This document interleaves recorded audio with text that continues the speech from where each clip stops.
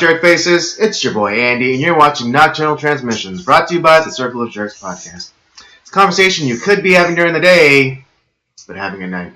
Yes, we're back. Unfortunately, this is a pre-tape because, again, this is all you guys' fault because all your damn packages, and it's Robert's job to sort them out so you can have your doodads and whatchamacallits. So I squarely place the blame onto you people.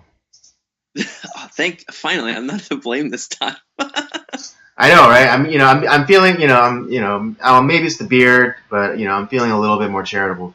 Consider this your Christmas bonus. That's what I was going to say. This is my Christmas gift for the year.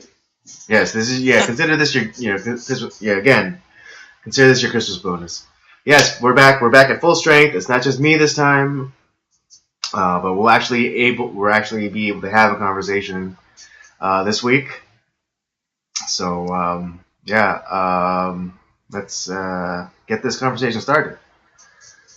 All right, let's do it. All right. How have you been, Robert? Since we haven't seen you in a week. So what's new with you? I think I haven't talked to you in a while. Actually, I think this is the first time we've talked since the last Nocturnal Transmissions. Yeah. We still exchange text and stuff, but actually getting some FaceTime, yeah. Yeah, it's been a while since we've had some FaceTime. I'm actually outside of just work, just being fucking crazy busy. Last year was pretty bad. Mm-hmm. This year it just seems. I don't know if it's my body's just more tired, but man, it is just insanely crazy right now. We're going through in the mornings probably about 8,000 some packages every day, and then it's we're filling up 4 trucks now, 100% full. Just in the evenings, and it's just, man, we're taking in and shipping out a ton of stuff. It's ridiculous. It's been a lot of 10 and 12 hour days, but other than that, it's just I'm hanging in there. Things are good. Life's pretty good. It's good, yeah. Yeah, especially because you said that you guys are kind of understaffed at the moment. Well, our post office that we work with, that I work at, is a very small post office. It's not one of the bigger ones in the valley. We're very, very small, but the volume that we go through is crazy. It's for the size of our post office, we're doing probably the work of a post office that's at least twice as big as us. If not 3 times more. So would you say you're doing more or about the same as the Van Nuys post office? I know the Van Nuys post office is bigger. I would maybe not quite that heavy. But probably just under that. We're probably about halfway up to what those guys are doing. Right. Could it also be that your proximity to the business parks? Because we do a lot of work with a lot of businesses, so yeah, that definitely plays a part. But even in, I think that's probably why we have that, because we do get a lot of stuff from those businesses and stuff. So it's fine with me. I'm glad that people are using us, and it just makes it for a crazy day. Yeah, it's just because again, Robert works at the post office of my hometown, and that where the post office is located, that's considered the downtown of my hometown. Yeah, pretty much. And not right by, but within proximity to the post office, there's a bunch of business and industrial parks. And so I would imagine that a lot of that mail gets processed through that post office. Yeah, it's so that's probably why we're so busy. But that's good. It keeps me employed. I'm glad that we while it's very frustrating and tiring, I'm very glad that people use us. And it's like, I even tell like the people that are our usual customers that come every day. It's like, oh man, I'm so sorry that we have so much. It's like, I don't care. Like, you're giving us business. Like, Right. it's So you're keeping me employed. exactly like we're thankful you use us. So but it's it's one of those things, like, it's tough, it's really tiring, but at the same time, like, I like my job a lot. It's been a lot of fun Mm-hmm. uh at times. And yeah, it's setting me up for future family and all that good stuff. So, and that, Mm-hmm. who knows, I might be coming around the bend here pretty soon. Mm. All right, all right. Anything else? Did you? um I mean, were you able to have a weekend at all, or were you just working? no, what weekend? I haven't had a weekend, or I haven't had like, uh, God, I haven't been to church in a while either, because I've been working, Sundays, Mm-hmm. because uh, we don't have anybody to work on Sundays, so it's been me. Mm-hmm. And before I could finish up working on a Sunday, and be done in time to go to church, but now I'm working like 10 hours on Sundays, which is just nuts. Mm-hmm. So it's like, I haven't I been able to go mean, to how church. does that? I mean, I must imagine that it impacts your ability to teach on Sundays. So, what have your students Uh, been doing? so I asked this year if I could have like kind of a second person to teach alongside me, because I knew that December was going to be pretty intense. So Mm-hmm. it's like, so I have a partner that, so my students haven't gone, you know they have somebody. But yeah, it's been, yeah, I haven't really been able to do much with church recently. So yeah, it's been kind of, that's the thing that's been really hard. Um, Obviously for like spiritual health, but just yeah, I care a lot about my students. So I'm it sucks not being there for them. Mm-hmm. But let's see. Other than that, like I said, yesterday I went to the LA Auto Show on its last day. Mm-hmm. That's I don't have many family traditions, but this Right. is one of the ones that I have. And yeah, it was kind of nice. I was gonna go on one of my off days during the middle of the week, Mm-hmm. but it was raining cats and dogs for 2 days. And so I decided, it's like, I'll wait till Sunday and see if my parents want to go, and with me instead. And yeah, pretty much, like, I didn't really sleep. I pretty much, I worked from midnight to about 10.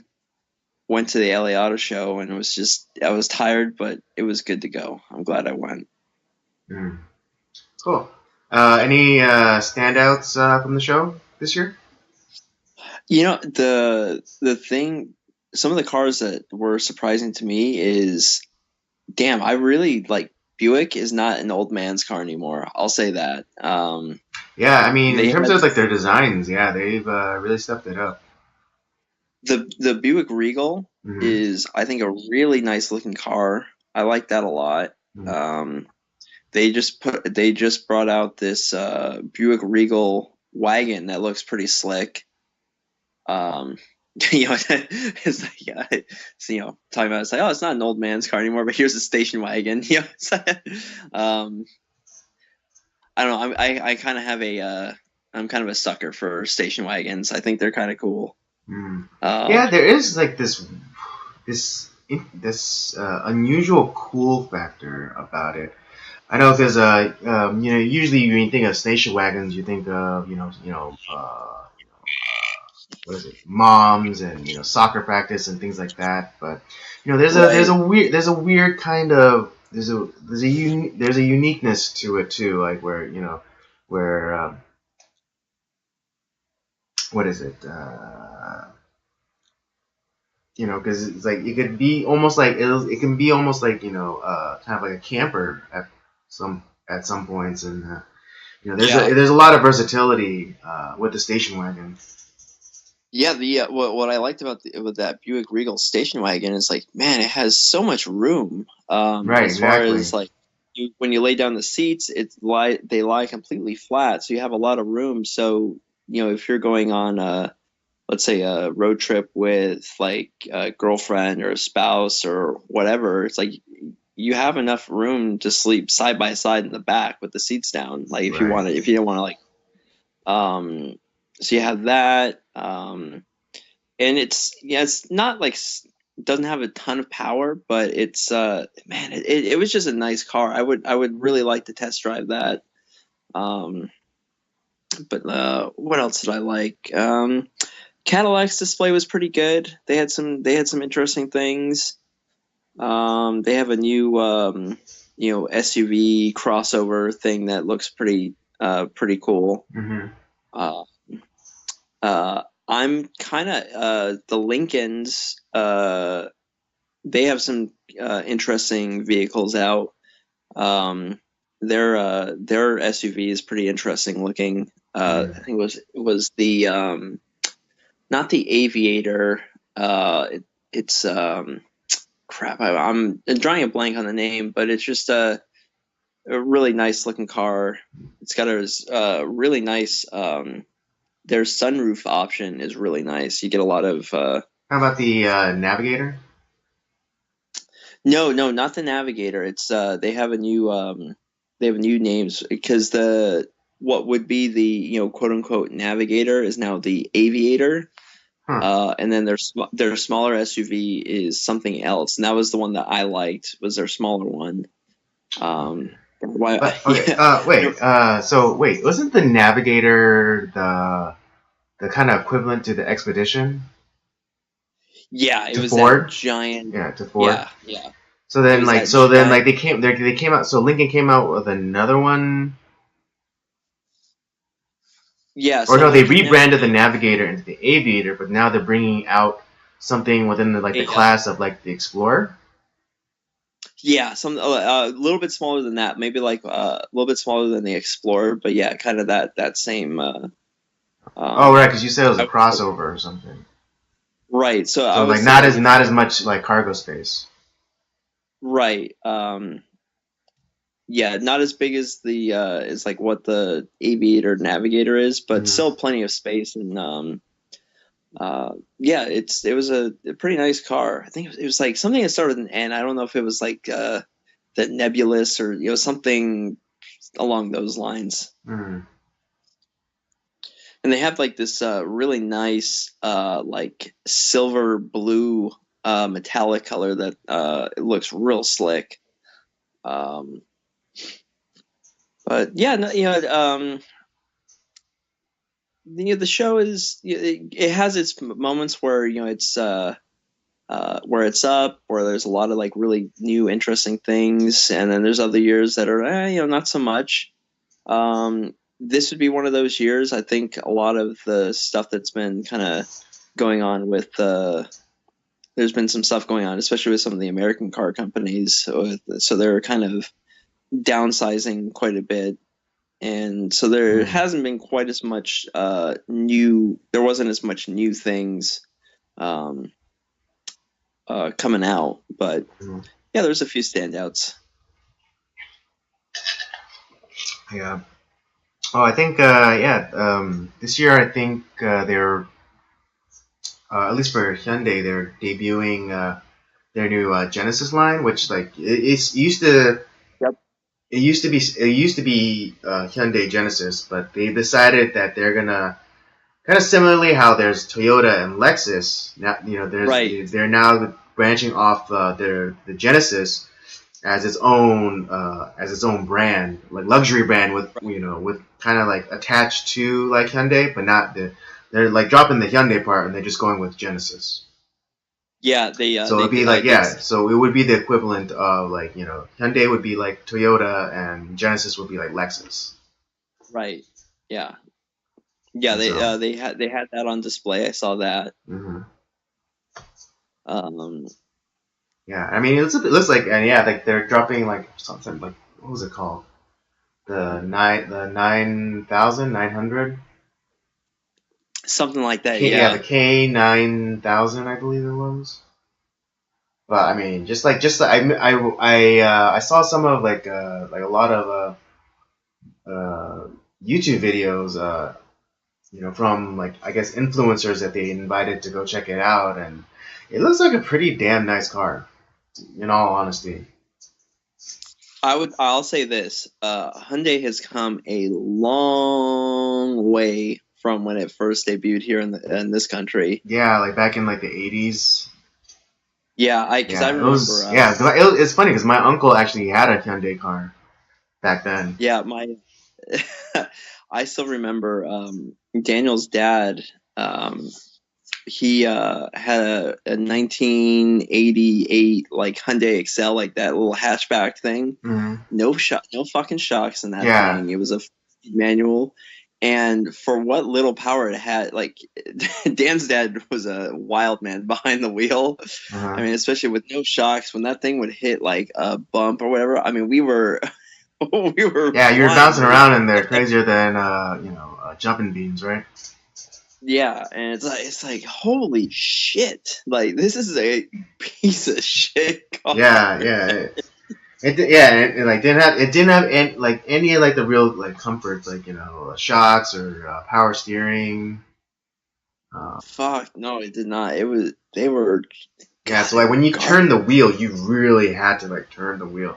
That's what I call Armstrong power steering. Yeah, and I've only driven one car in my life that didn't have power steering, and I gotta tell you, it sucks. And I've driven. I've driven a number of classic cars. Mm-hmm. And back before they had power steering. Jeez. Especially some of those old cars back from like the 50s and 60s. I mean, they're giant boats, and it's just like you're, Yeah. You might as well be sailing. Yeah, when you have speed, not a huge problem. Mm-hmm. But when it was trying to park those things is a fucking. Oh yeah. It's a goddamn nightmare. I know, it's like I kind of want to get one of those old caddies, but then I'm just like thinking, it's like, dude, the parking's gonna suck. Yeah, I mean, but those old caddies, man, those are really badass cars. Yeah, they are. That's the conundrum. See, that's the conundrum. It's like they're really awesome cars, but then they suck. It'd be a bitch to park. Yeah, because I'm a sucker because I like early and mid 60s Impalas, and those things are huge too. Yeah, but they're beautiful. Those cars are just, oh man, those cars are awesome. Yeah, absolutely. No argument for me. But yeah, that's how I spent my what weekend I had. It was only a few hours. But yeah, and other than that, like there's been some other stuff that I've been doing, which I want to wait till our next episode airs before I guess I would talk about it, so it doesn't ruin our episode. Because we delve into a specific topic that I'll wait to talk about it more and see how things develop. But it's good news for me. So. Yeah. You already know what's I already know. going on. But I'll honor your wishes and not say anything. Yeah, because I even goddamn care. But. Yeah. I think we're doing our next episode that's coming out. So Yes. All right. Well, anyways, let's get into the meat of the show, and that is to catch us up on our movie reviews. Oh yeah, And definitely. yeah, because just like the last time, we did this kind of format, we're gonna sandwich the movie reviews, so beginning and end. So if you only care about the movie reviews, and just watch the beginning and just watch the end. Yeah. It'll So, be but just what? I was saying it's like we don't necessarily have the time codes yet, so Yeah, we don't. Yeah, we don't have the time codes yet, but yeah, if you don't care about anything other than movie reviews, beginning and end. So just so you know. All right, so we're gonna start off with the movie that we weren't able to do. Was it last week? yeah. Which is Die Hard.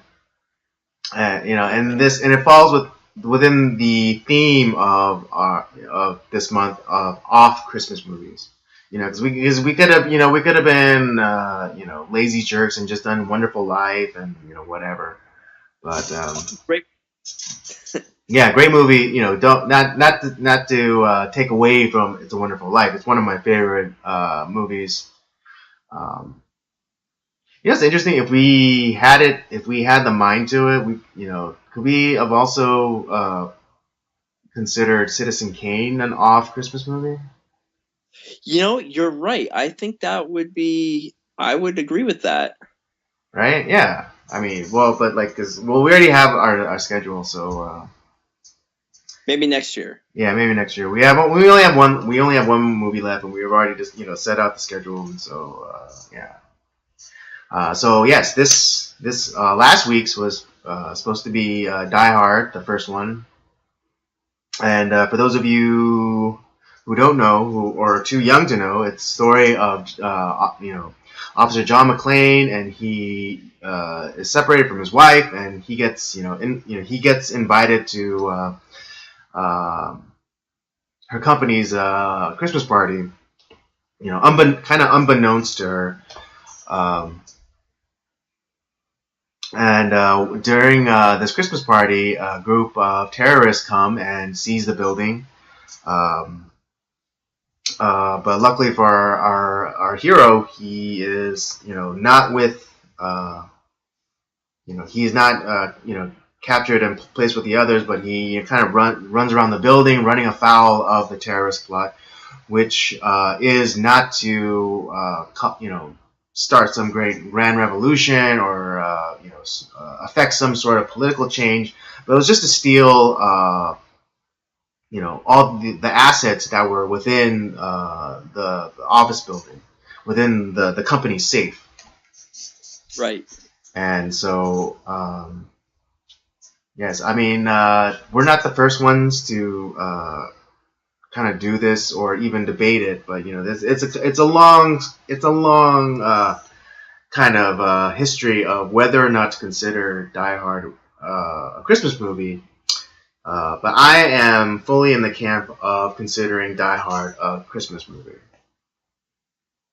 Yeah, I agree because we you brought up the point a number of weeks ago when we were discussing all this that because a lot of Christmas movies are about like you either have like an element of people coming together against all odds, Mm-hmm. or there's some sort of redemption story, Mm-hmm. and I think there's a lot of it that kind of all that kind of fits in this film. Like you have John McClane, who is estranged from his wife and is not with his kids, but at the end they come together and they reconcile.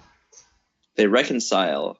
You have a redemption story in we know him as the actor Reginald Val. Was it Reginald Val Johnson? Yeah, Reginald Val Johnson. Yeah, who from Family Matters, yes. but Carl Winslow. Carl Winslow. But he's in what's his character's name in the movie? I always forget. Do you remember? God damn, I know. We just watched this movie, and I can't remember. Al something. Yeah. Hold on, let me look it up real fast. Let me look it up real fast. But you go on with your point. Oh, but my point is, like, he is a cop who, was involved in a officer shooting where he ended up killing a kid who he mistakenly thought had a weapon, and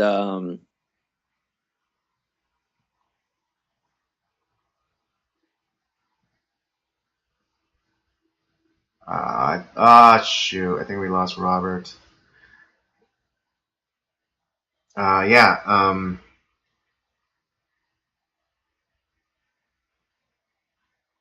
What is it? Sorry, I guess I'll pick it up from where Robert left off. But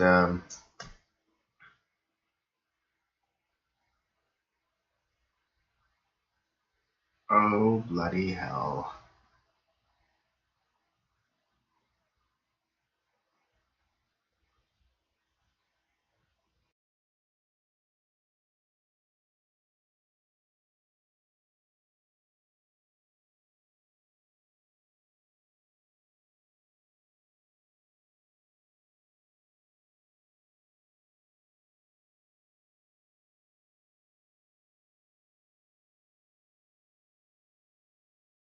All right, we're back. Sorry, technical difficulties. But yes, Robert, you were saying. So, as I was saying, that Die Hard has two of the big elements that are in most Christmas films, in that there is a reconciliation or coming together of family and friends, and there's also a redemption story in a way. We get the coming togetherness with John McClane and his estranged wife at the end of the film, where they get back together and kind of reconnect the family. And then we get the redemption story through Reginald Val Johnson's character, who is what? And we were looking up his character's name. Did Right. you? Yes, I did look it up. It was his name. I was right about his first name. His first name was Al. Last name Powell. Al Powell. That's right, Yeah. Officer Powell, Yes. who had in the line of duty accidentally he had shot and killed a person that he had thought had a weapon. Turned out that he did not. Yeah. And Or it because was of a that, toy. It was a toy because it was like a young kid, and he thought, he had one of those toy guns, and he, I guess it was like dark or something, so he thought it was real, and so he drew his weapon. and so he kind of was.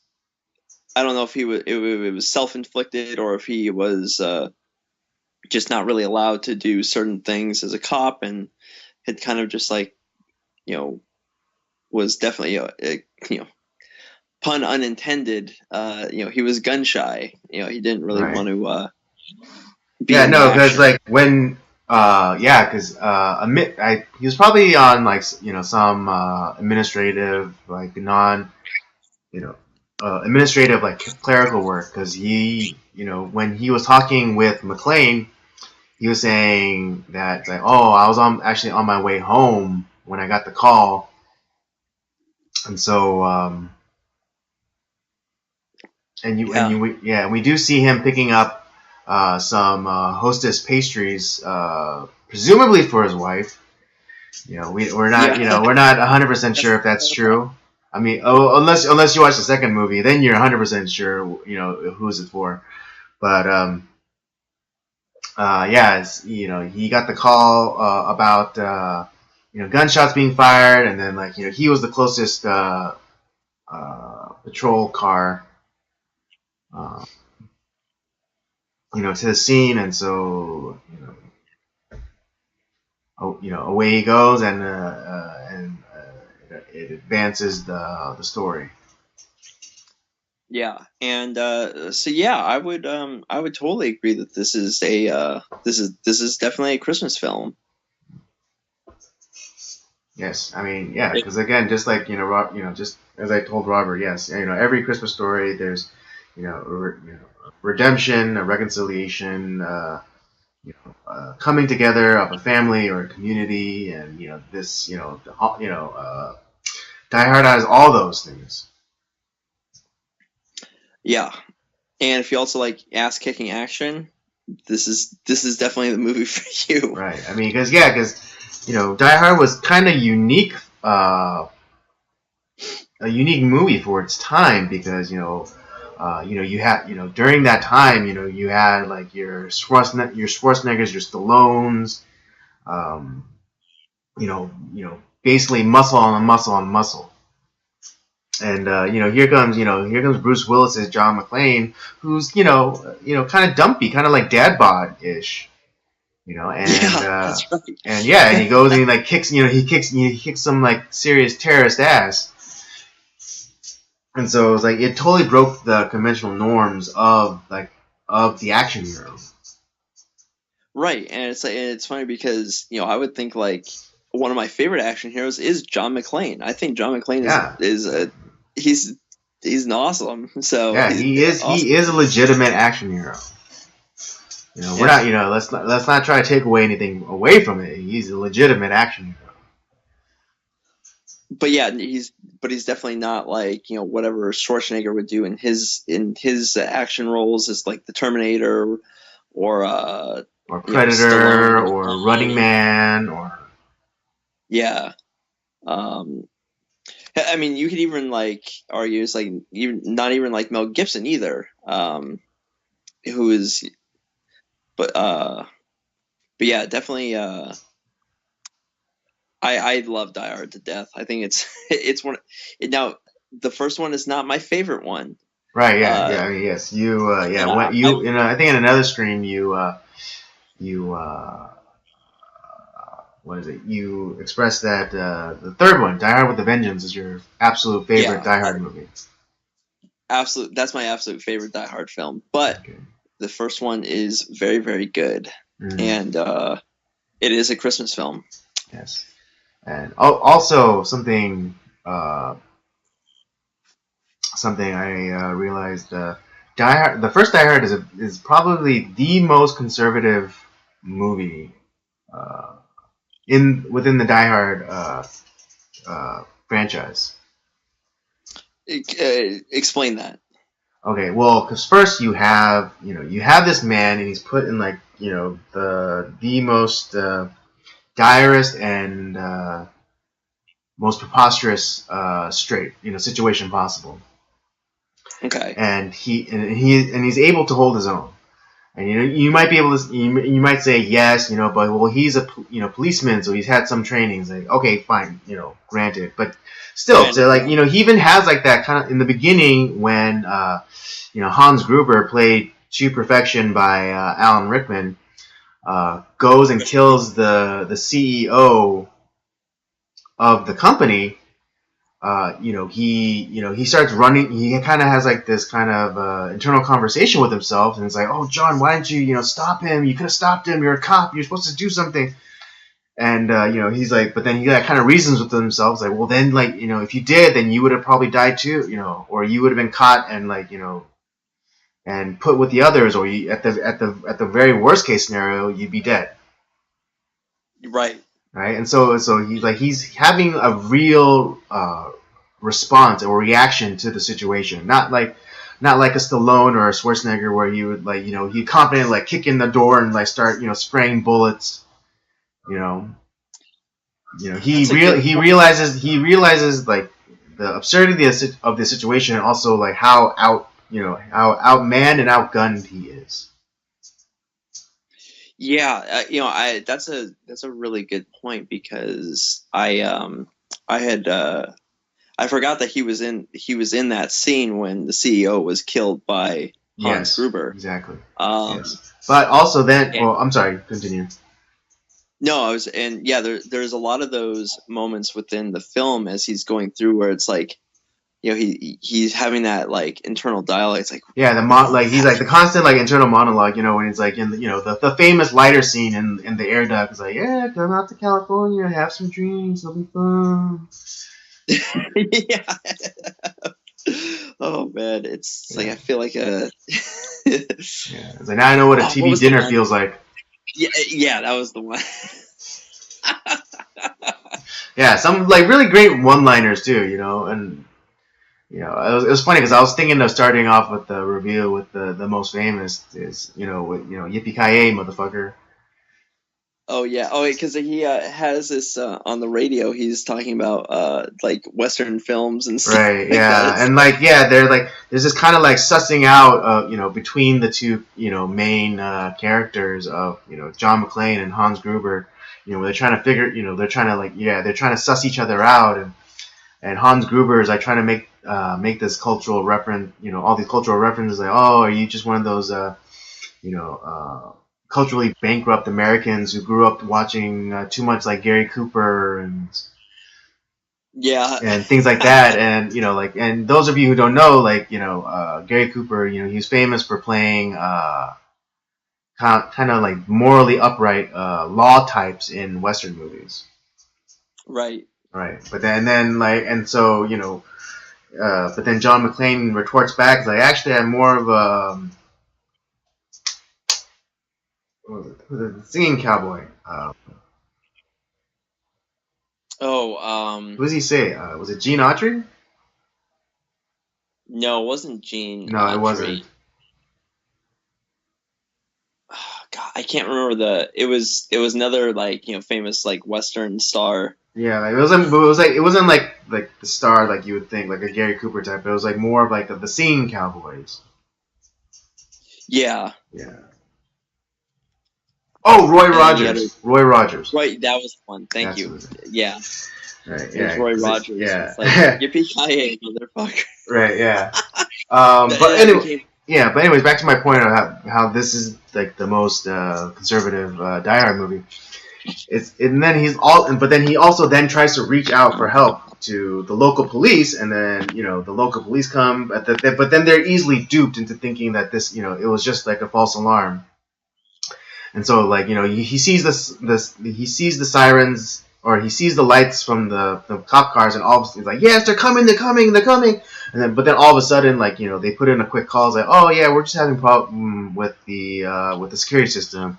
It's like, oh okay, and so the cops turn around and they leave. It's like, no, no, no, and then finally when the cops do get there, the I guess the one in charge, not necessarily, I think it was the deputy chief. He's kind of like an idiot. Kind of like a lot of like the bureaucrats are. They're just kind of like useless. They just like they're an empty suit. Yeah. And then again, they're no help. The local government is not of any help. And then even when the federal government, when the FBI comes, the federal government comes, they're of no use either because they're so detached from the situation. And it's funny because like even though the agents that come are played by two ethnically different men, one's a white guy, one's a black guy, they both have the same name. Illustrating how they're just like this nameless institution. And, yeah, I thought that was a nice touch for exactly. And then like when the two FBI agents are putting their plan into motion, it's exactly by the book, which plays into the plans of Hans Gruber, because he was expecting them to follow the playbook for like terrorist hostage situations, and which they do. But then even like the detachedness of the FBI agents is felt because like they're in the helicopter and it's like, oh yeah, we'll light them up, and then we'll lose about 25% of the hostages, but we'll save the building. And then like the other agents like, I can live with that. Yeah. And so it's up to John McClane, this individual, to go and rectify the situation, for him to handle the situation for himself. Yeah. The that way, in that way, this is the most conservative Die Hard. Yeah, I think that's I think you might be right. As always. Yeah, I never really thought of it that way, but yeah, that's you make a good point.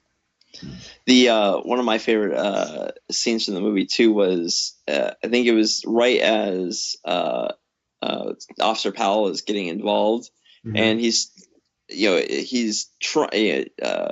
John McClane's desperately trying to get his attention, and it's like, but he starts getting in this fight with one of the terrorists, and he ends up like I think shooting him through the window and like kind of kicks him out. It's like, welcome to the party, asshole. It's like he knocked him down. Yeah. Because at that point, Officer Powell, he engages. Well, not in like the violent kind, but he kind of interacts with one of the terrorists in disguise as a security guard, and and then he takes like 2 steps into the building, kind of looks around, like, this is bullshit, and like turns around, like walks out, gets in his car. Yeah, just like, sorry to bother you. He's like, no, and it's like exchanging pleasantries with the disguised terrorist. Yeah, and then John McClane throws a dead terrorist out the window and right into Officer Powell's car, and that's when things. And they start opening fire on. They start opening fire on him, and that's when he starts then gets on the he gets out of there like a mad. He reverses out of there like a madman and calls it in. It's like shots fired. Send everybody. Yeah. But it's like welcome to the party, asshole. Yeah. So.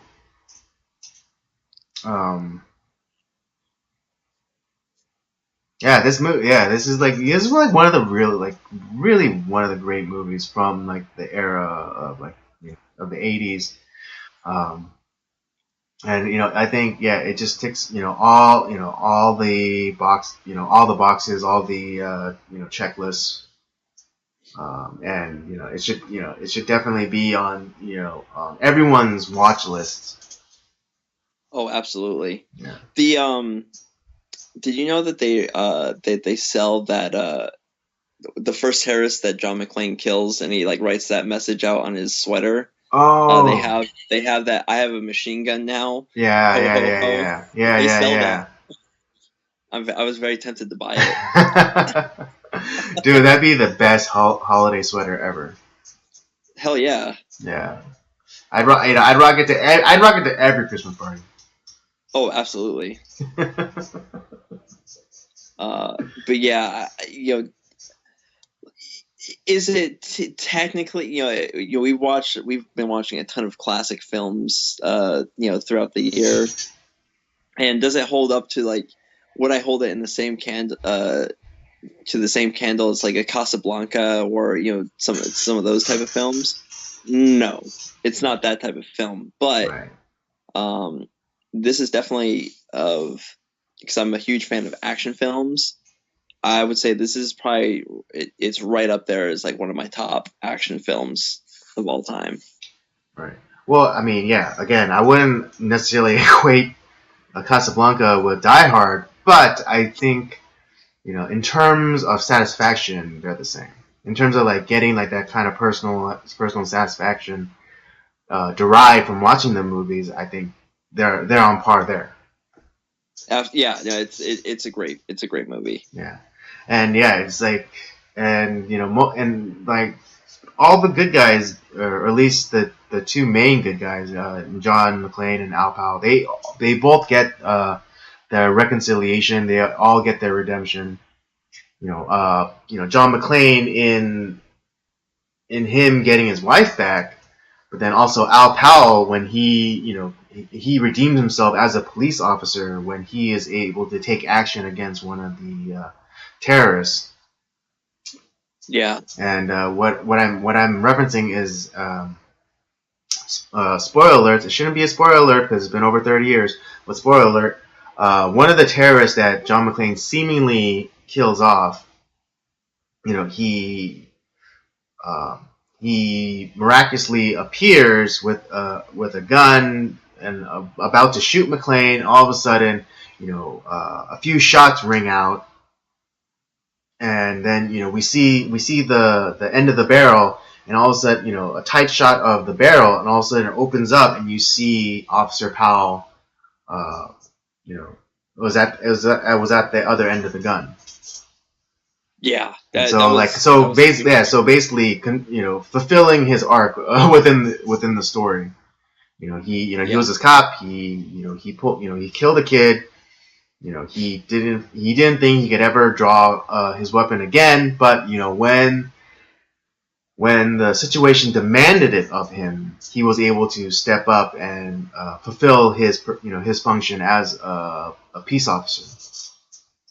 Yeah, so that was it was a great moment. Yeah, it's like one of those like very like satisfying kind of moments. But yeah, it's just a lot of this movie had it has a lot of the great one-liners in there. I think Bruce Willis as John McClane is just, oh god, he's so funny. Like it's he's a funny action star. Yeah, I think. Maybe, I don't know if I'm 100% right about this, but he might be one of like the first like sarcastic, smartassy action stars. See, and I like I like lead characters that are like that. Mm-hmm. Like I think that's why I back in the 90s, the old Spider-Man cartoon on Fox. Yeah. Very snarky, very sarcastic. Yeah, I love that. I love that iteration of the character because it was because it still held true to the comic books. Because in the comic books, he was very snarky, and he was very quick with like the one-liners too. Right, and so I always like characters like that. So to me, that's why which is sad that Sam Raimi's Spider-Man didn't really have that. I mean, they did try to inject some of it like here and there, but it just wasn't as natural as say Andrew Garfield's Spider-Man, where he was really quick with like the snark and the one-liners. Right. But yeah, no, that's why I love John McClane so much, because he's that smart ass action star. Right. Yeah. Like even when he was interacting with police dispatch, the operator, she was giving him canned answers. It's like, oh, sir, you are in violation of FCC statute 1936-2 something or other. And then he quickly replies, like, oh, it's like, fine, write me a ticket or something. It's like, fine, come down here and arrest me. Just yeah, exactly. Just send somebody. Or like she was like, and then like in the beginning she was saying like, oh, sir, this is a official police channel. Any unauthorized usage is And then he's like, well, what do you think I'm trying to do? Ordering a fucking pizza? Yeah. Oh, it makes me just reliving the movie. It makes me want to watch it again. Yeah, I mean, yeah, it's just one of those good like movies that you could just watch all the time and you still get a kick out of it, even though how it's gonna be or end. You just have a good time watching that movie. Yeah, absolutely. All right. Well, okay, let's give it our rating. I'm gonna give it. I think this might be my first 5. Ooh. Oh man, I'm gonna go a little bit lower than that. I'm gonna go 4.5, just because I saved that 5-star rating for Die Hard with a Vengeance.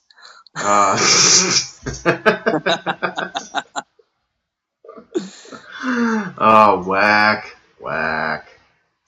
I'm sorry. Die Hard with a Vengeance is the greatest Die Hard film of all time. All right.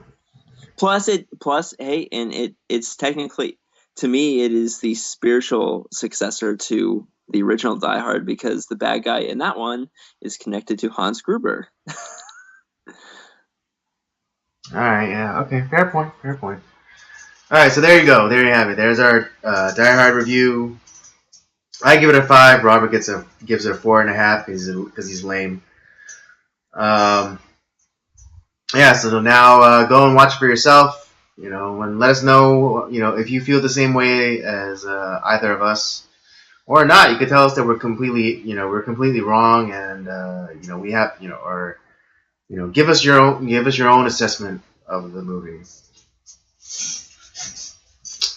Yeah, would love to hear it. All right. Well, no clean transition into the next one, but I don't know. Well, Robert has more of a problem with the next few topics, so I'm gonna let him lead off on this one. Well, no, you can share the news stories first, and I'll share what I have a problem with in both of them. Okay. Well,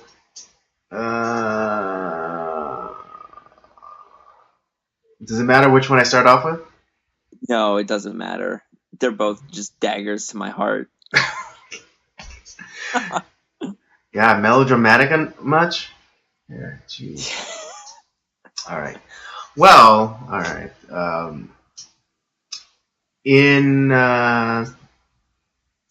forget where it was. Somewhere in Massachusetts. But there's a church who puts out that has a nativity scene every year, which that shouldn't surprise most people, since a lot of churches put out nativity scenes this time of year. But this one is unique in that they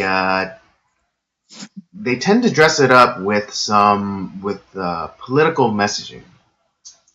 And this year it was all immigration themed, and so they put in the nativity scene they put the baby Jesus inside of a cage,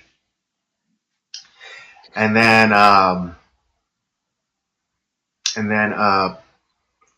where the wise men are, they separate it with like this metal grating, and then they hang a sign that says "This way to deportations." And so, Robert has some very strong feelings about this. So, I teed it up for you. Swing away. Yeah. So, here's the first of all the biggest issue I have with everything. Nothing about the Can you story. tilt your phone up a little? There. Yeah. Sorry about that. I'm trying to charge my phone. So yeah. Anyways. So the biggest problem I have, for one, is nothing in the story of the birth of Jesus in that time has anything to do with any of that. There was no immigration whatever thing going on with. But Robert, Jesus was a refugee. No, he wasn't. Jesus, Mary and Joseph and Jesus escaped Herod's decree of the first of killing off babies all the way up to 1 years old, and fled to Egypt. So technically, they're refugees, were they not? In a sense, yes, but they were also when it came time to do the census, they were heading back to take part of the census. So not really much of a refugee if you really think about it. I know. I was just trying to play the other side, so you don't sound as crazy or unhinged. Yeah. But no, it's like if they were real refugees, sure, they spent a short time in other places, but when it came time to take part of the census that was going on in the Roman Empire at the time, they went and did it. So, it's, again, I guess that's true then, because they didn't remain in Egypt, because after the terror or the menace of the order, cast down by Herod was lifted, they went back to Nazareth. Yeah, that's so. Sure, they may have been, you know, refugee. I hate to use that term, but like maybe for a short time they escaped a troubling decree, Mm-hmm. which I'm sure it wasn't just them. I'm sure it was quite a few families that did that because it was a decree to kill all, boys of like a certain age, so that uh, just to potentially get rid of Jesus. So there was a lot of kids that probably died during that time that we don't hear about. Right. So there's that. So to me, the story of Jesus, of that time in Jesus's life, never have nothing to do with it. At the very least, like it's its own thing. It has nothing to do with the situation going on in at our time with immigration crisis. For one, because nothing that Jesus did was breaking the law. for one, it's like we're trying to enforce our laws, and people don't want to do that. And okay, so there's that. But here's the thing that also bugs me about this whole situation is that, to me, I'm not saying that you can't have political ideologies or even or bad theology or whatever, but I have a hard time when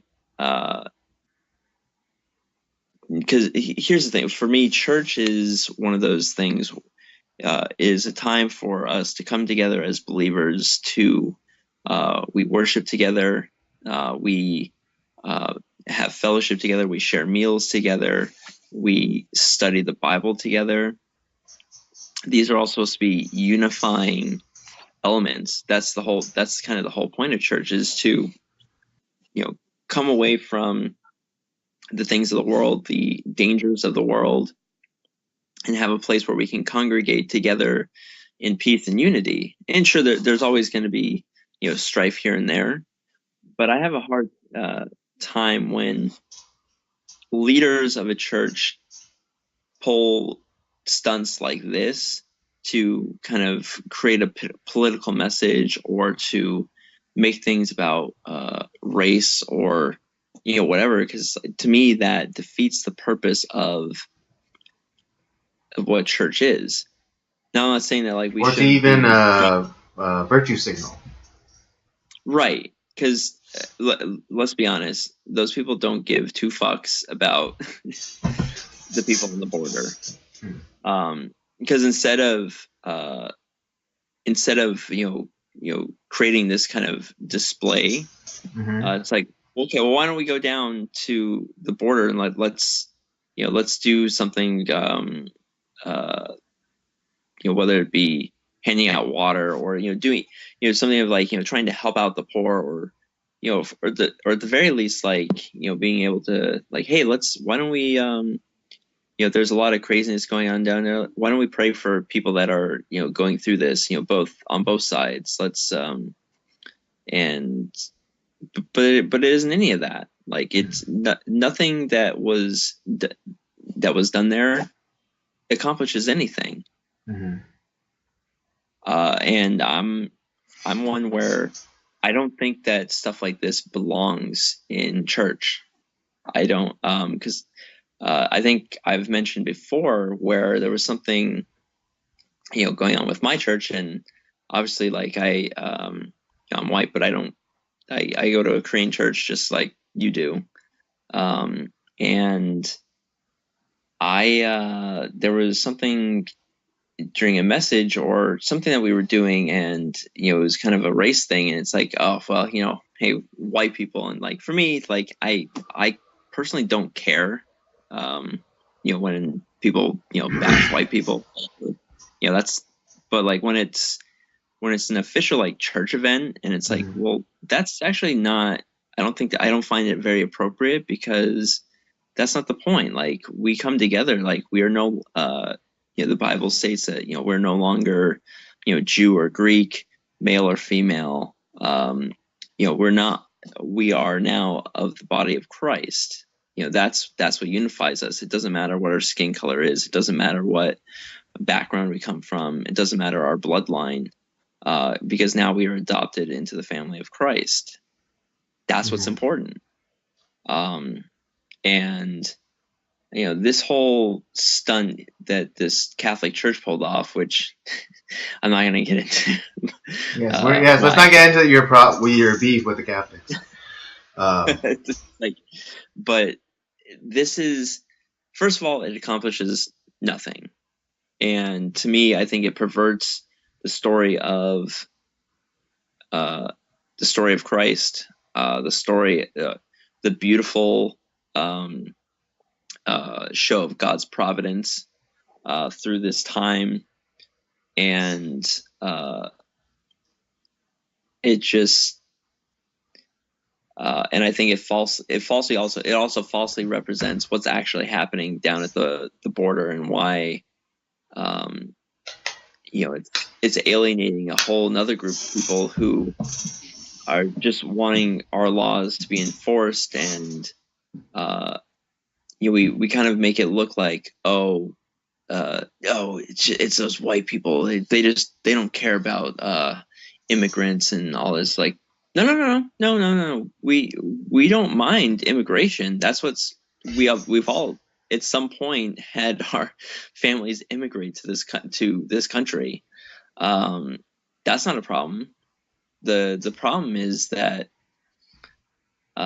we want people to do it the right way, and we also want them to assimilate to the American idea, the American way and creed that we all follow.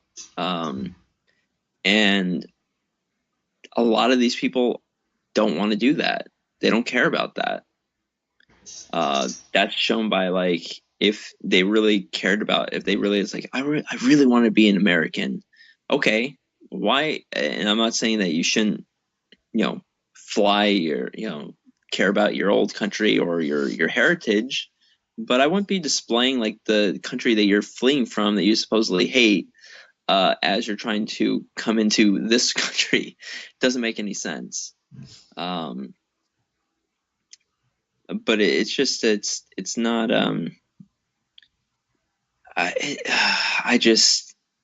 this is just virtue signaling at its worst. It accomplishes nothing, and it perverts a whole bunch of, it perverts the truth. And that's really the thing that bothers me the most. Well, if this was a one-off from this guy, would you be willing more to overlook this transgression? No, not really. No. Because see, the thing is, here's why I say no to that. Because if this was like a lay person, just someone that was like, happened to be put in charge of, like, decorating the church for Christmas, it's like, okay, that's fine. Like, we'll never have that person do that again. But this is church leadership that decided upon doing this. That's where I have a huge problem, because they know better. Well, or they should know. Well, yeah. Well, you know where I'm going to go with this, but the reason why I posed this question was really more for the sake of the audience, because they might not know. But this particular priest, he has a established pattern of behavior, and so the year before, last year, when they had the nativity scene up, they on the back wall of the manger, there was a list of cities in America, and then also numbers by it, and it just so happened to be the cities with all the mass shootings that year. Yeah. And so so like the priest who put this thing, the nativity scene up with baby Jesus in a cage, and the wise men being separated by a fence, with a sign that said a sign that read like deportation is that way, and an arrow pointing for the supposed for like the wise men to follow, is not something that this priest did just this one time, but this priest is displaying a pattern of behavior that, and and it's interesting enough that another interesting thing about it is that usually they have like a message of like peace on earth, like I think that's pretty typical of all nativity scenes, but in their nativity scene, I believe it was this year. I'm not sure if it was the year before, but it's read "peace on earth," but with a question mark. So kind of asking like a question. It's like peace on earth. It's yeah. That's I don't know. Everything about it just kind of bugs me. It's I think it also takes away from um I think the point of it to try it's not telling the story of Jesus, which is what the whole goal of holidays like this is to share the gospel, and uh to redeem to redeem sinners, to show that um to share the stories like, yeah, God came down on this earth and came here to redeem us. We should be this is a time to be penitent and to think about our misdeeds during the year, and then ultimately it's when it comes to Christmas time, it's the time to celebrate. It's like, you know our Redeemer is here. This is good. This is a great thing, and this does not accomplish that whatsoever. Right, because I think, especially during this time of year, divisive subjects and or topics such as immigration or even gun control should really not be part of the narrative of Christmas. Right, and like you said, Because again, and I don't. it's divisive, and it detracts away from the message of unification that Jesus brings.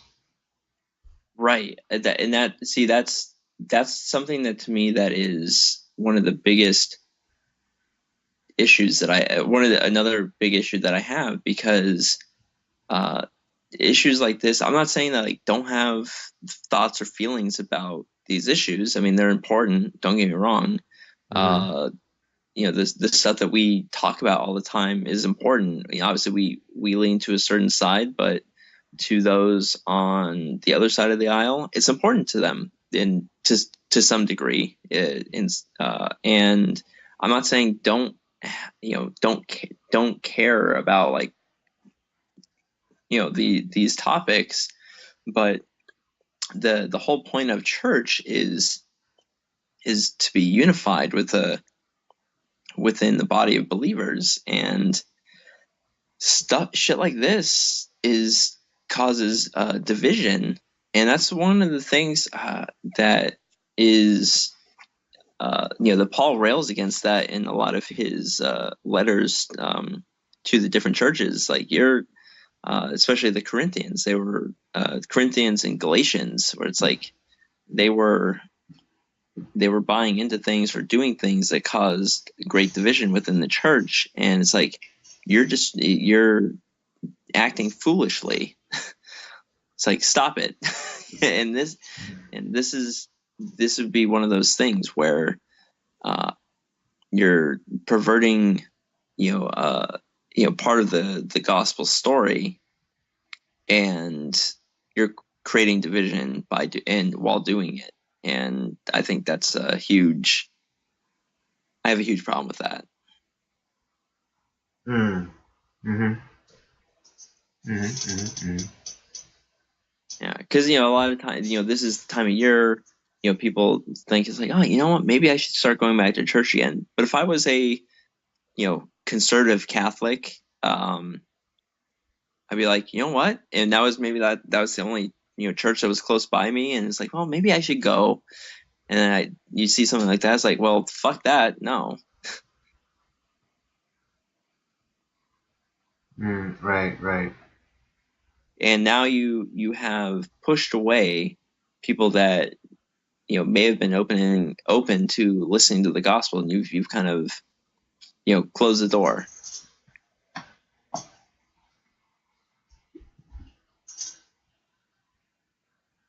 Right. Yes.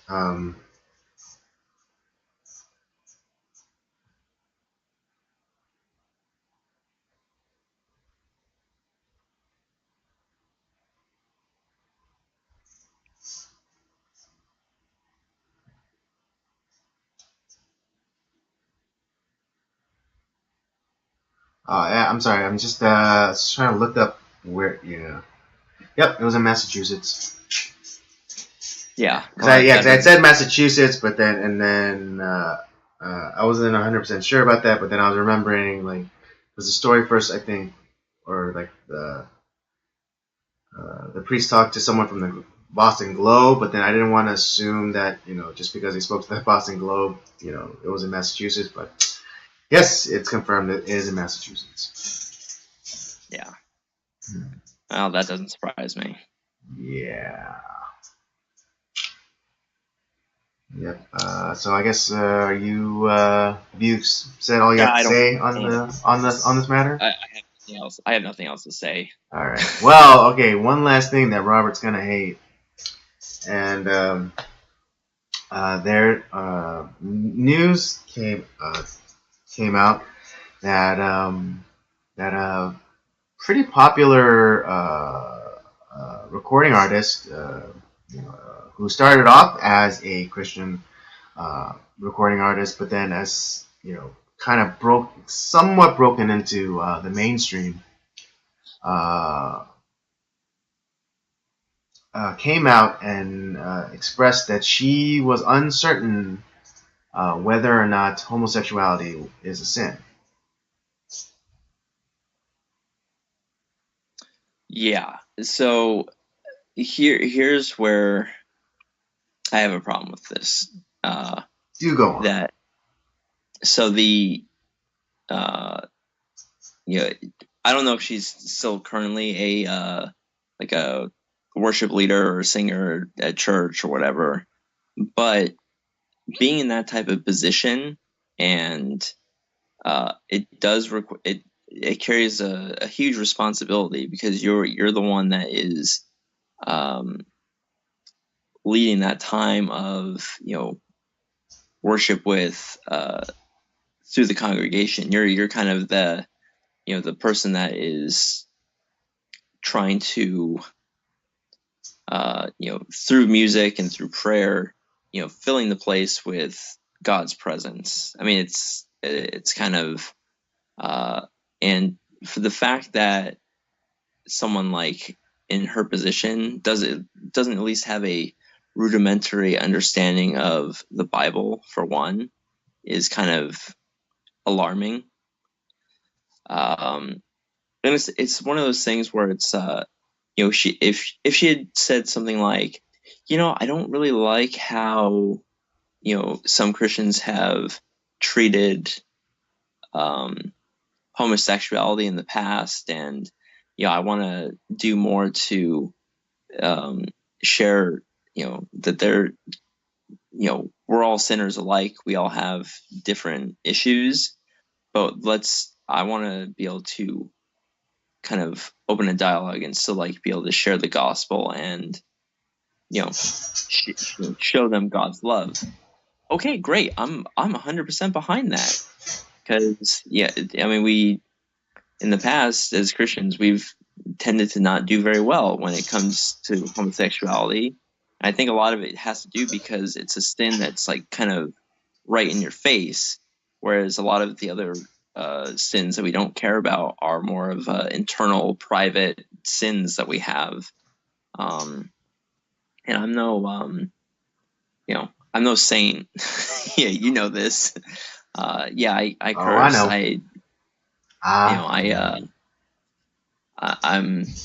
I wouldn't say I'm a, ladies' man per se, but ladies have been a part of my life, and yeah, we go out, we have fun, but yeah, so it's like I said, but that's more of a, more of an internal like thing that I deal with, sin wise, not a. Whereas homosexuality, it's like you can't really, it's kind of like right out for everyone to be able to see, kind of.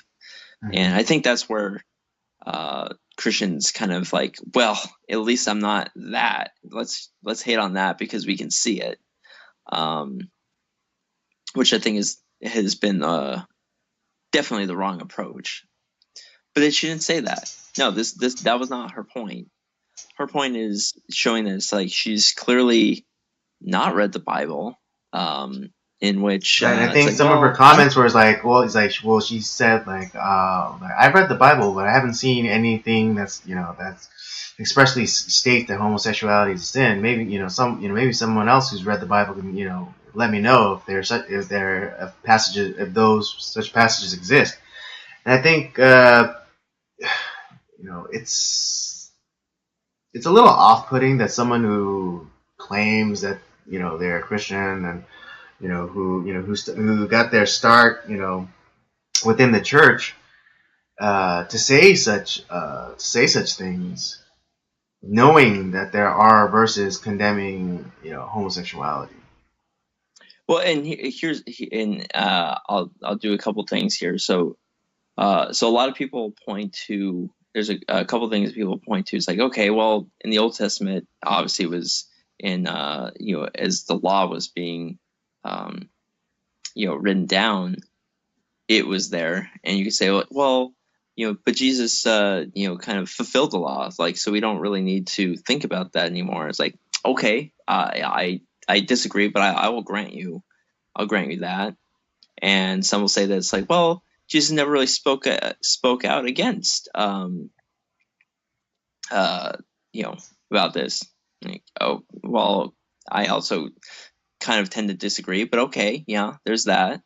But then you look at something like Romans and Paul. It's a beautiful letter that kind of gives us kind of the full gamut of theology concerning the gospel and Christian living.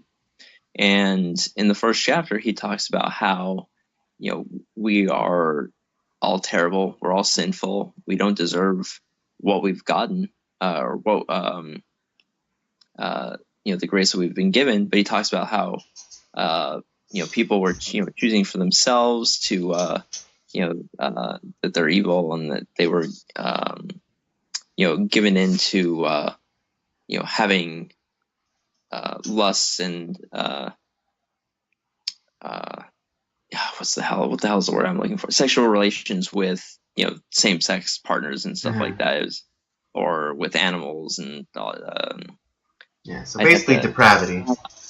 Yeah, it was just but that's a part of it. It's like, well, okay, if Paul, who is one of the the big apostles, and he wrote the majority of the New Testament, if he's saying these things that, like, oh, well, things like this were a huge sin. This is what happened because we had distanced ourselves from God, and that's kind of he's using that, especially specifically like that, as an example. That's, I think, a pretty damning sentence. Like, yeah, this is a huge problem. This is a sin, and it's not that becoming a believer, everything's hunky dory, or you can't become a believer because of these things.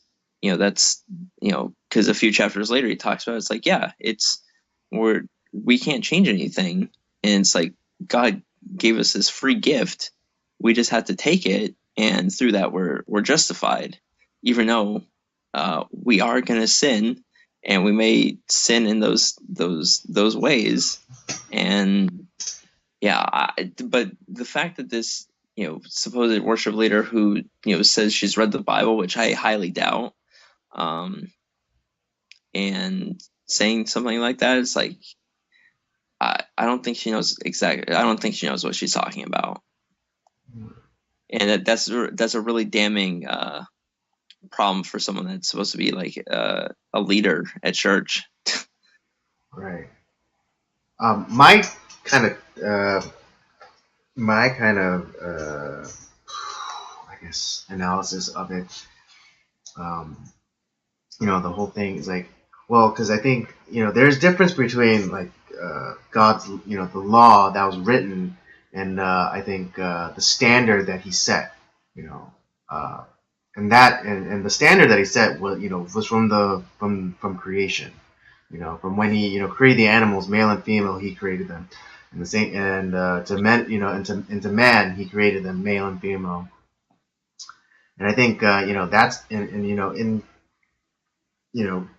God is God. God, He had in His mind that human beings, like I guess all living things, would exist within like this kind of arrangement. It's like man, woman,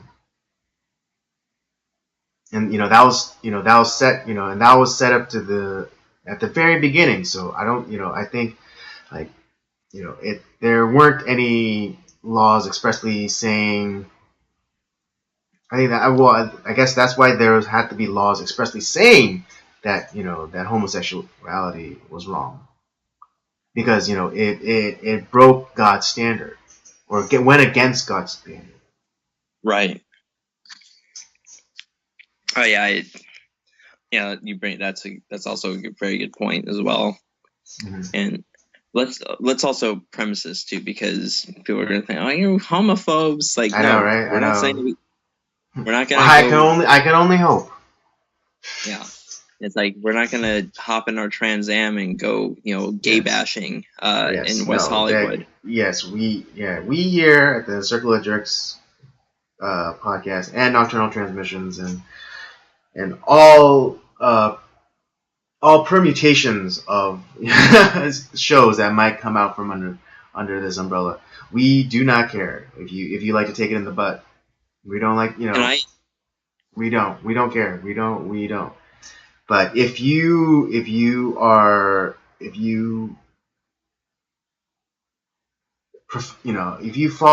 consider yourself a believer, if you consider yourself a disciple of Jesus Christ, then we ask you to take a moment and really think about what you believe. Are you believing things that you want to believe, or are you trying to adhere yourself to this to the standard of God? Right, and I may that's be. All we're saying here. We're not saying that that gays should be strung up or burned at the stake or anything like that. No, they should be treated. Gay people should be treated as human beings. Period. No ifs, ands, or buts. Just treated like people, like anybody else. Right, and I'm going to espouse probably an unpopular opinion, at least in the Christian community. Is like, to me, like. You can still be a Christian and a homosexual. It's because to me, the only we don't have to change anything to accept the gospel. Well, I mean, okay, this is gonna get spicy real quick, but do you think you can be a practicing homosexual and be a Christian? I think so. Yeah. Like within practicing. I mean, yeah. I mean, I don't know about like some of the. I'll say this because a lot of us are like you and me. Mm-hmm. Yeah, okay, we're not gay, but we have a lot of sins in our life still. True. Do we not? True. do you still believe that that those sins bar you from being a Christian?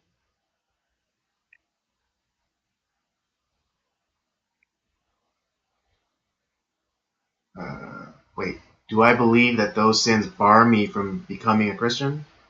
Right. Well, then no. Exactly. And Right. I kind of feel in the same way that because a lot of the sins that we deal with, Mm-hmm. I think a lot of it is there's some of the old life when we become Christians. Once we accept the gospel, there's some things in the old life that go away rather quickly. Like, oh Right. Right. man, like this, sometimes miraculously go away. It's like, man, I Right. don't care about that anymore. My life has changed. Yeah, like oh, But like then, I don't need that. I don't need to smoke cigarettes, or I don't need that drink, or right, and but then there's also times where certain sins that from the old life, kind of still creep in, and it's like, man, this I cannot seem to get rid of this, and it's something that's like almost be like you have to, through time, through prayer and studying the Bible and trusting God, that you work to defeat that old life and to kind of you enslave your body, not your body enslaving you. But it takes time, and it's a lifetime of work. So I believe that sometimes, like in the case of someone who may be homosexual, like, but they can still be a Christian, because that it wasn't like, oh, well, stop your evil ways and then accept the gospel. No, that's not what the gospel is about. But that temptation, those sins, it's like, it might take them a lifetime to kind of change their focus and change their how they uh, how they do things. It could take them a lifetime to overcome that.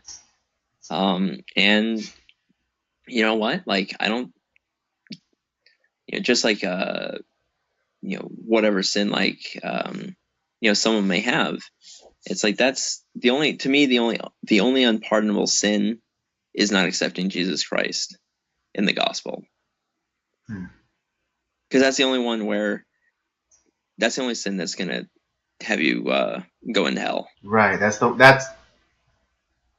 That is, I guess, literally the only sin that will damn you. Yeah, and the Bible is pretty explicit on that, or pretty explanatory on that. Even like the way that what, but yeah, so I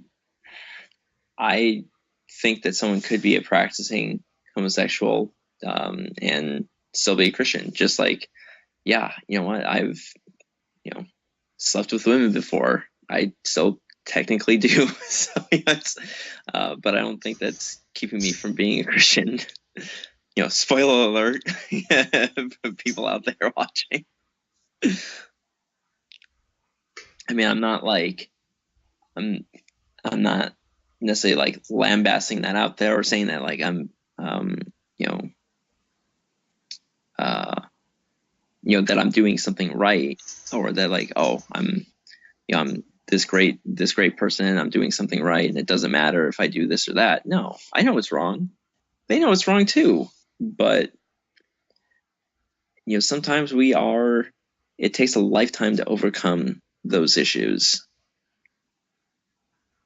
And Hmm. to be honest, we're never going to get it quite right in this lifetime.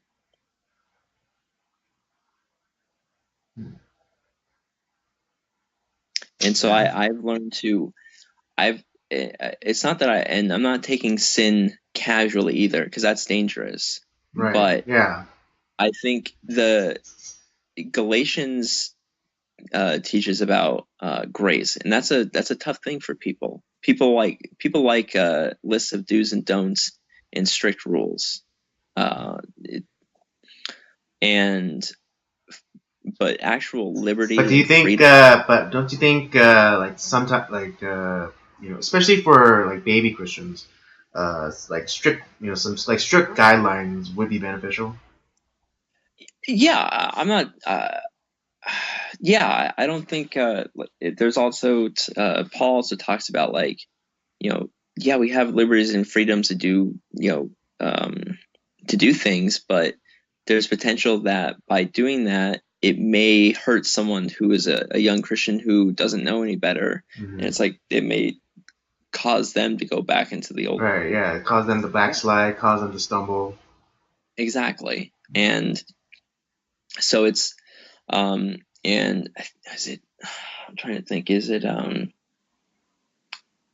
I'm forgetting the passage right now or what book it's in, but essentially, like he also talks about how we are subject to the people around us, in that how we conduct ourselves, how it was Peter that talks about this in his letter, Mm-hmm. where he talks about we are subject to those around us because by doing things different from the rest of the world, it creates opportunities to share about Jesus Christ, because it makes people curious about why we're living a certain way. And so that, I think that's also an important point, that as you mature as a believer, to to be careful of your conduct, and um, with those who might be weaker in the faith. Um, but to go back to the original, point of all this, not to go into a whole theology lesson, it's like I'm disappointed that someone like what's her name, Lauren Daigle. Lauren Daigle.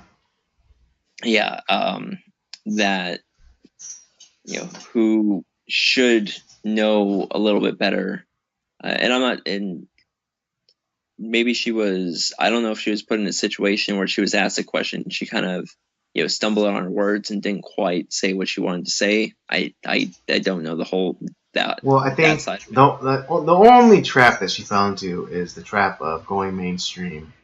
And I think and like she recently like appeared on Ellen too, Oh and Lord. so kind of had to play the kind of had to do the pay the lip service to Hollywood. Especially since they know like where you come from. But I think that's that could be kind of dangerous, because then it's like the liberalizing of Christianity. Yeah, Which it's I think can be a dangerous thing. Not that it is outright a dangerous thing, but it can be a dangerous thing. Especially if certain ideas or doctrines are somehow warped or massaged to accommodate. yeah. That's my concern. I mean, there's all sorts of supposed biblical seminaries that are out there now too, that are teaching a lot of hokey pokey theology, and creating a lot of real lackluster Christians, in my opinion. And just kind of a shame, to be honest. I'm kind of disappointed in this person, and but I pray that maybe she'll actually read the Bible one day and then realize she'll come to her senses. God willing.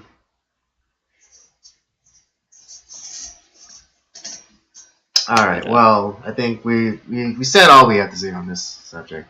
So I'm pretty sure we may come back to this at some point, because what was that? I'm pretty sure we'll come back to it at some point. Yeah, no, I'm sure something else will come up, or someone will say something, and we'll have to address it. But until that time, let's round out our time with our last review for the night, and that is again, keeping to the theme of off-brand Christmas movies, Lethal Weapon. Oh God, yes. Another favorite of mine. Yes, another 80s classic. I'm getting too old for Again, that for shit. those again, spoilers, but again, it's been 30 years. It shouldn't be a spoiler. Um, yeah, so Lethal Weapon is a story of two police detectives. One, Martin Riggs, played by Mel Gibson, and Roger Murtaugh, played by Danny Glover. And What a you know, great duo. yeah, it's kind of like Police Odd Couple. Um, you kind of have a seasoned veteran in Murtaugh, and you have the wild man, loose cannon in Riggs, and you put them together, and you're bound to have some some kind of comedy. But it does have a darker side to it, dealing with a suicide, particularly in the character of Martin Riggs, because his wife passed away in a car accident. Uh, so these two characters are partnered up, and they happen upon this greater conspiracy, um, involving drugs and hookers and things like that. And um, per my criteria, for a Christmas movie, I do feel that Lethal Weapon does fall within the realm of a Christmas movie. 100%. Yes. Because you have I think kind of the coming together of obviously Riggs lost his family, but in at the end he's kind of adopted into Murtaugh's family in a sense. Yes. And they come together as partners, and then he's also really welcomed into Murtaugh's family. Mm-hmm. And at the end,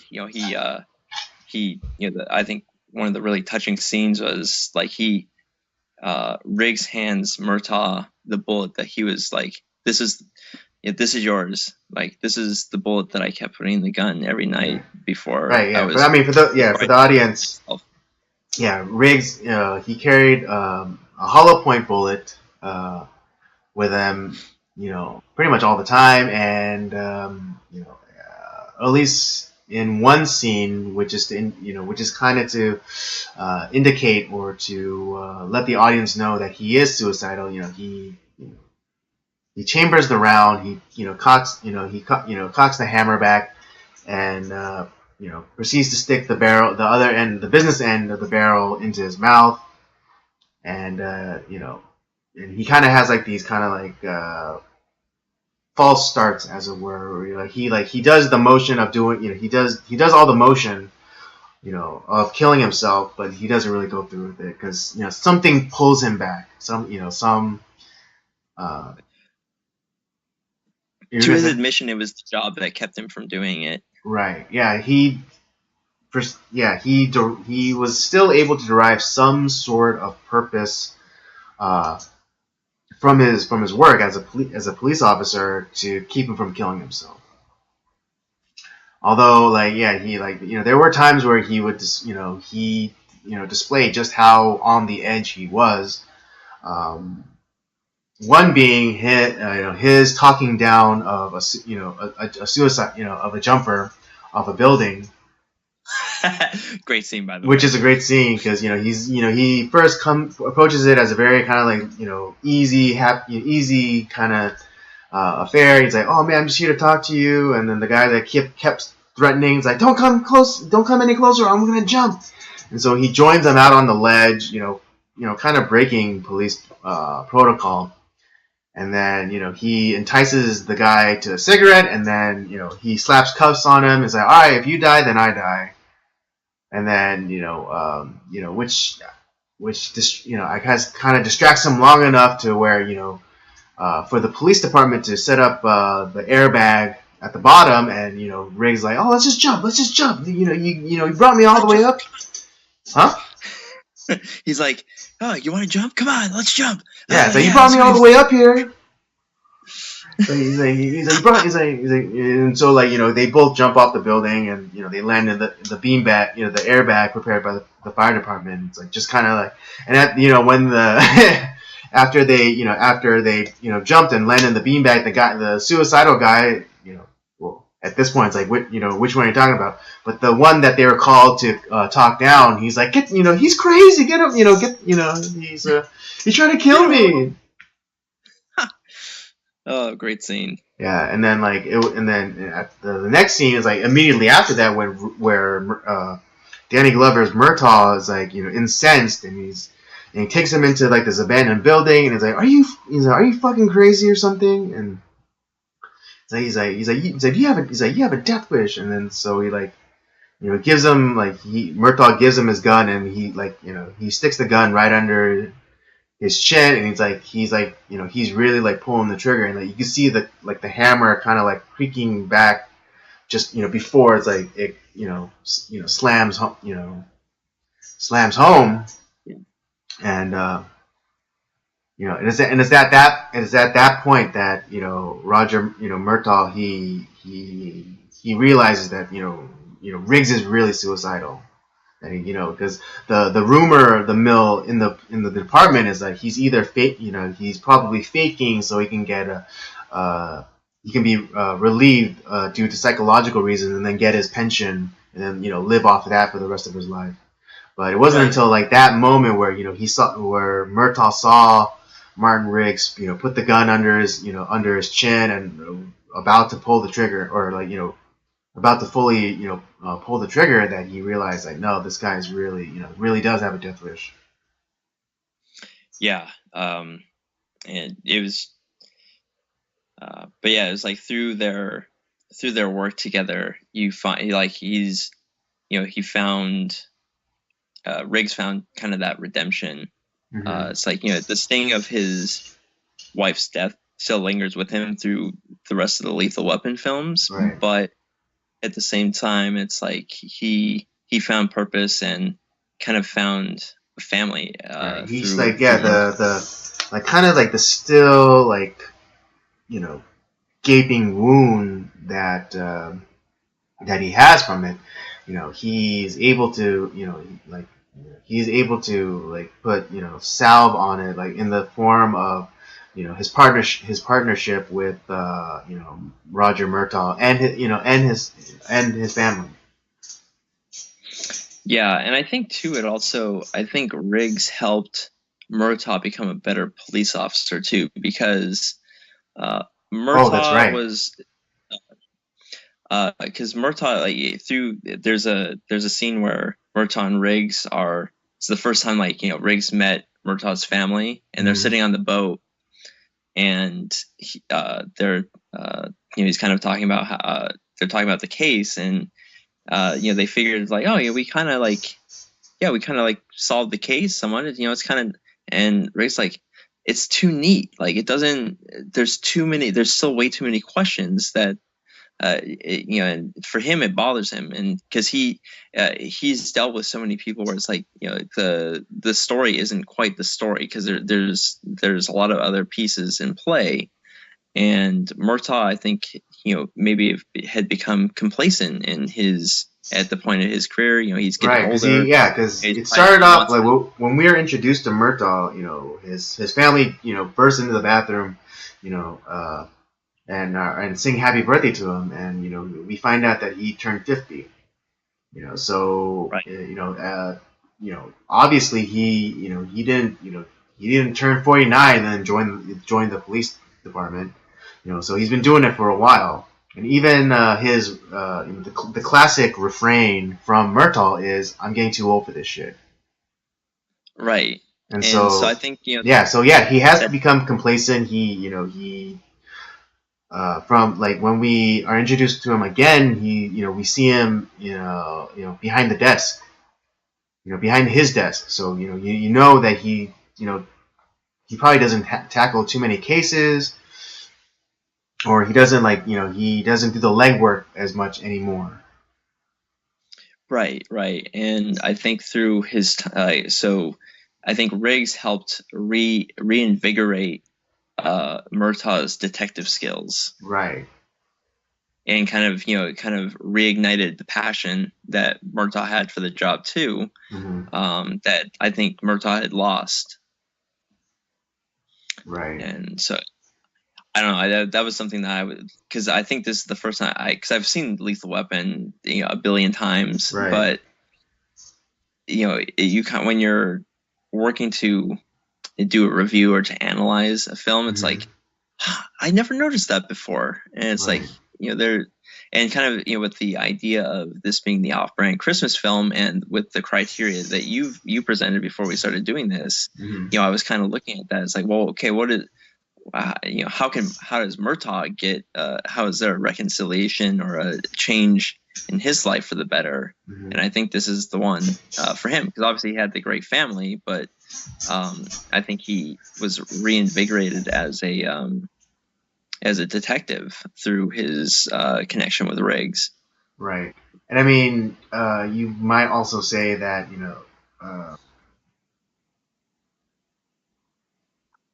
there's a bit of a reunification element too, because uh, you know, uh, his daughter is his eldest daughter is kidnapped by the this, I guess, cabal of Mercenary. ex-military mercenary types.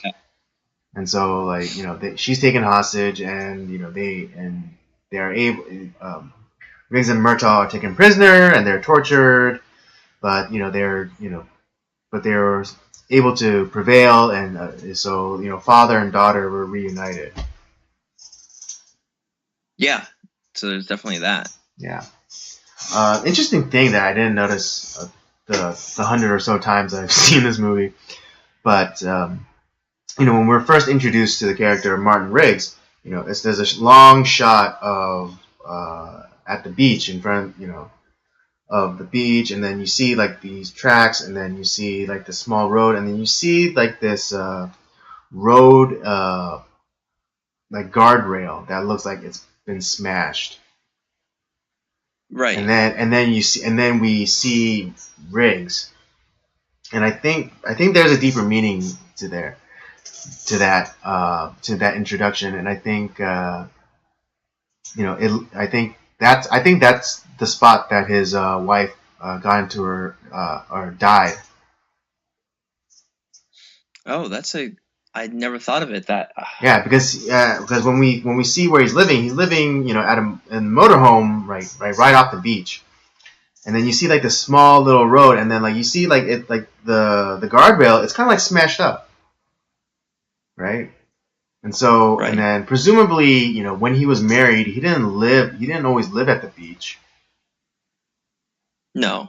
No, and I mean, he like him and his wife probably didn't live in that trailer, and so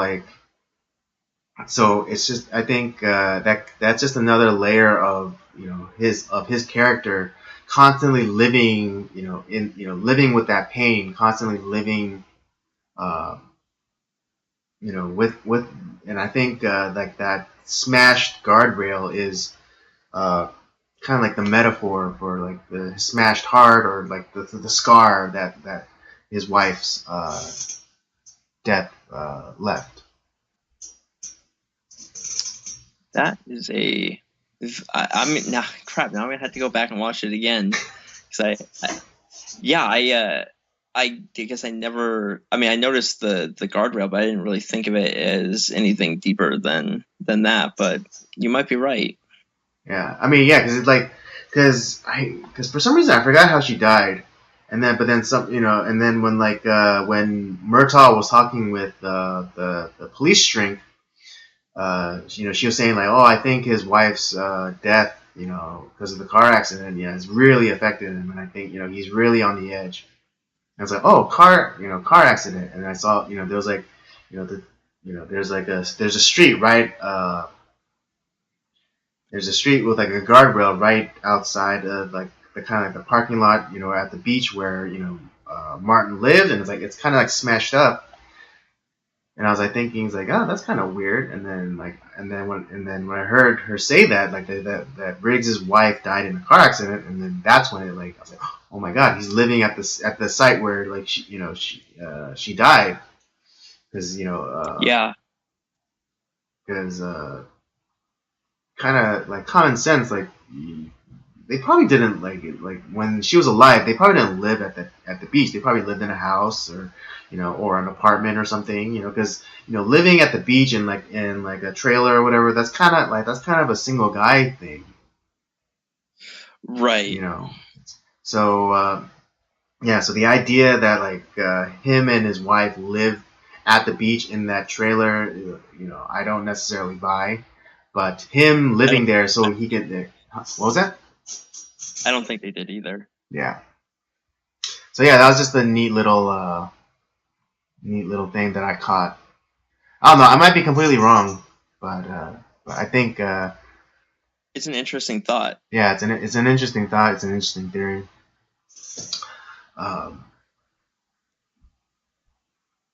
We've been watching a lot of Mel Gibson lately, haven't we? I know. I just realized that too because we watched Patriot, we watched We Were Soldiers, and then now we watch Lethal Weapon.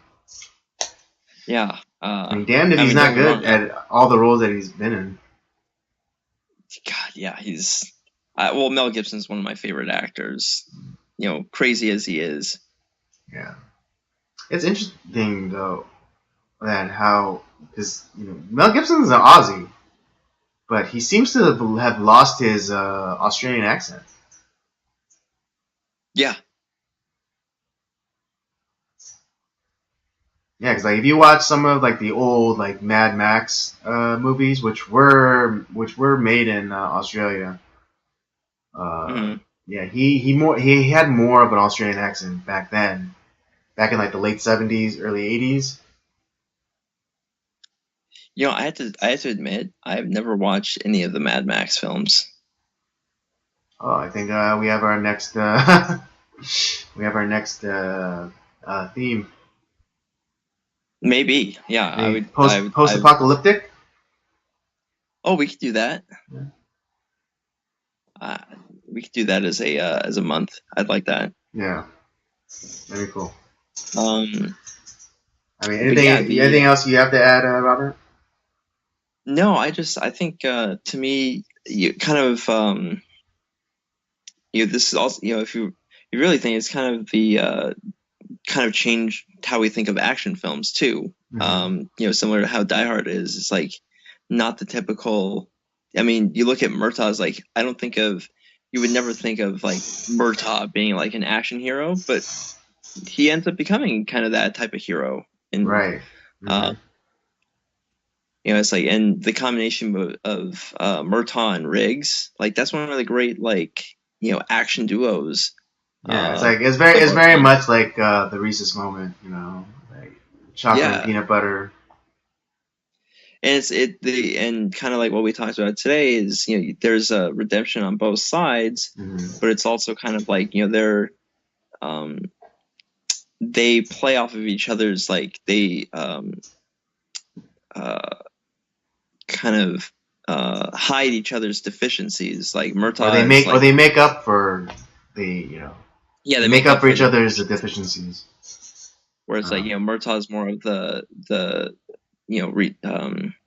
reserved cautionary guy, whereas which is something that Riggs needs sometimes. But at the same time, Riggs is more of the something doesn't seem right here. We have. Yeah, he's well. Here's the thing. I think Murtaugh is the experience, where and Riggs is more of the intuition. Yeah. Okay. That's probably a better description of it. Well, I mean, you might say that, because intuition's good, but you need the experience to have that discernment to know to chase down what's important and and let go of what's not. So I think in that way they complement each other and they form a very good partnership. Yeah. And this is a movie that I love a lot. I've seen it a billion times. Likewise. I watched it a billion times more. Mm-hmm. And if you like to see Gary Busey, before his motorcycle accident, Oh this is yeah, the movie. yeah. Well, it's funny because when you said but he still kind of retained his Buseyness. It was funny because I had to watch it after watching the movie. I was like, I get what he means. Yeah. Yeah, Gary Busey is more coherent, cogent, pre motorcycle accident, but you still see the Gary Buseyness in him. Yeah. But it's this is definitely a movie I think if you're into action films, if you want to see a different type of Christmas story that's still falls into that category, this is definitely a movie for you. Absolutely. Yeah, interesting enough. It was I forget. No, it was written by Shane Black. Oh, I forgot about that. Yeah, you're right. Right, because I was about to say he was directed by, but I was like, no, that's Richard Donner. But yeah, it's and it's funny because Shane Black has this thing about Christmas. It's even in the Iron Man 3 movie, it was set during Christmas time. That's right. Yeah, I that's forgot right. about that. And Iron Man 3 was directed by Shane Black. Yeah, I don't remember if he had a hand in writing in it, but seeing as it takes place around Christmas time, I'm pretty sure he had a note or two. But yeah, so I say go and give Lethal Weapon a watch this holiday season. Yes. And what would be your my rating would be a 4. Rating. My rating would be a 4. I'm gonna go 4.5 on this one too. Yeah, because as good as it is, there's still some these are more technical things, but there are a few audio things. But then also there are a few writing issues. How did they so easily get away from the bad guys? And why wasn't Gary Busey's character still in the room with Riggs when he overpowers Endo?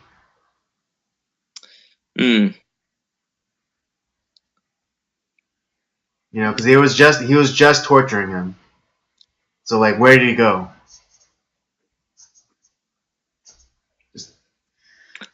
Yeah. Yeah, so that's really my own. Those are really my only grievances. Well, that's why I'm not giving it a 5-star rating. Yeah, because it's not Die Hard with a Vengeance.